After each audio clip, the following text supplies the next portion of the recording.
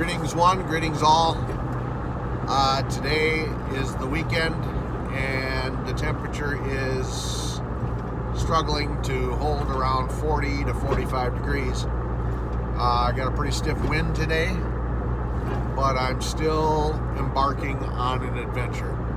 I've been focusing mainly on work on the weekends, whether it's working on the track sled or lately starting that big yard corner garden remodeling project. So I thought today I'd take a break, do something fun, and go on a little adventure. So what I'm doing is kind of a two-prong approach here. First part of the adventure is I'm going to go check out an abandoned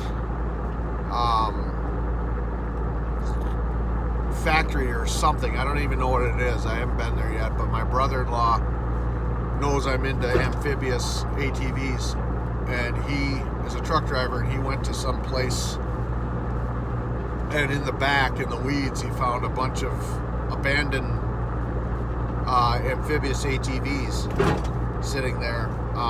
So I'm gonna go check that out. He sent me the address and everything. I'm gonna go check that out and see what it is. There's a couple machines there that I have never seen before. No idea what they are. It's gonna be fun to do some research on them and try to figure out what in the world they are. But in the background, I can see a Hustler sitting there, and that is a machine that I always wanted.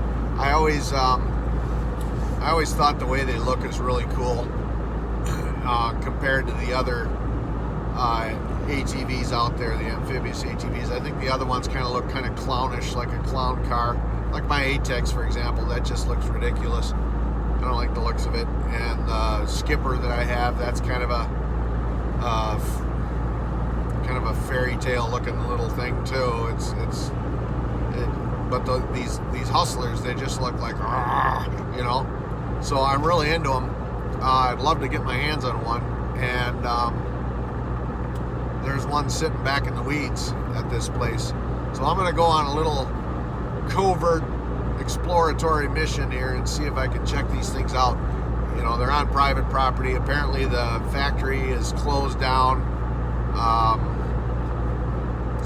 Trying to get my hands on them would probably really be difficult, if they're even there. I mean, this was years ago that my brother-in-law sent me the link.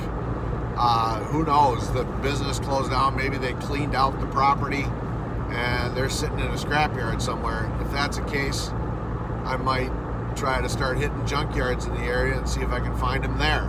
I have a picture that he took of what they look like, so I know what I'm looking for. But I don't know. So it's kind of an exploratory adventure. So I'm going to go do that first. And I'm going to let the day progress here. It's 11:30 right now. Hopefully some of this cloud cover moves out of here and it warms up a little bit more. If that happens, second part of the adventure, I'm going to a favorite trout stream of mine. And I'm going to try to go fly fishing for trout. Now, I'm a hardcore fly fisherman. I love it. But I have found over the years that I am stuck in a pattern, no pun intended, of mainly just fishing dry flies for trout. So I've got to break myself of that mold. I do swing streamer flies for steelhead and brown trout sometimes. But mostly I find myself reaching for a dry fly and trying to catch them on the top. It's exciting and it's somewhat easy for me, and I just love the challenge of it. But now I gotta get out of my comfort zone here and do something a little different. So I'm gonna concentrate this year on nymphing and trying to catch trout on nymphs subsurface.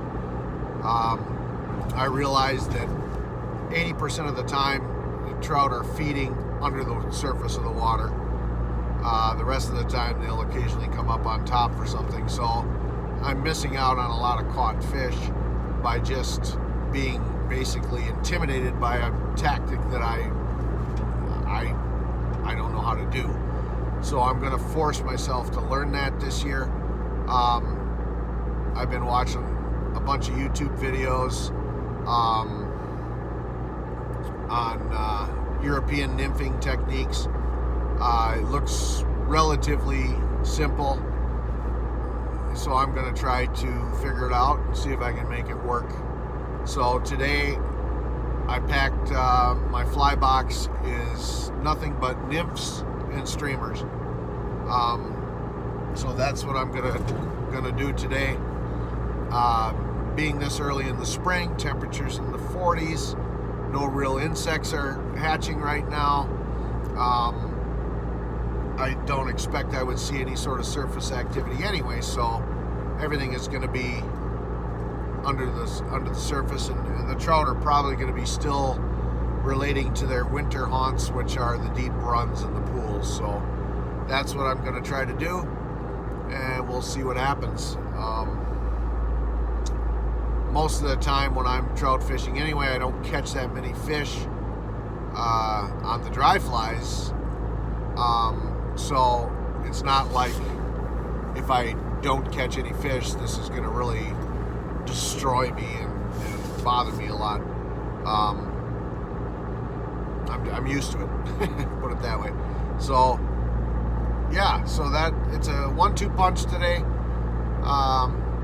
So should be a good day. Get out and have some fun. So stick around. Let's see what happens.